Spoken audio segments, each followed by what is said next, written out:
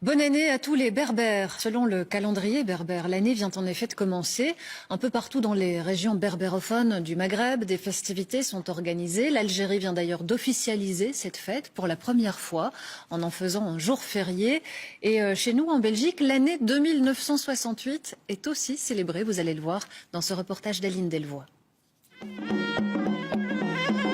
Il fête Yenayer, le jour de l'an en berbère. La SBL qui organise cette fête est belgo-marocaine.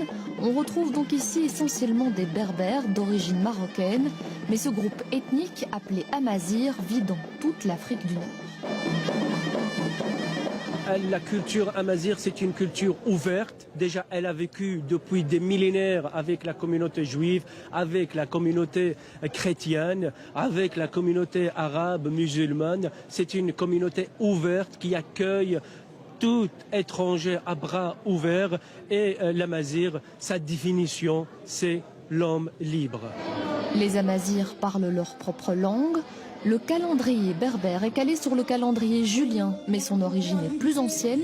On fête l'accession au pouvoir du premier pharaon libyen en Égypte il y a 2968 ans. C'est chouette de venir comme ça et de fêter ça en communauté. C'est de voir qu'il y a beaucoup de personnes qui le fêtent aussi. Et voilà, on voit tout du folklore de chez nous. C'est chouette, quoi. Longtemps assimilés aux Arabes, les Berbères tentent de faire reconnaître leur culture, et notamment au Maroc. La dernière constitution de 2011 a consacré la culture amazigh et la langue amazigh comme une langue nationale.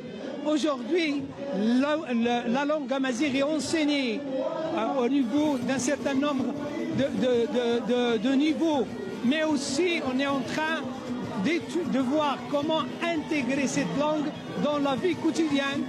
Pourtant, de nombreux Amazighs considèrent que leur culture n'est pas suffisamment reconnue, voire bafouée.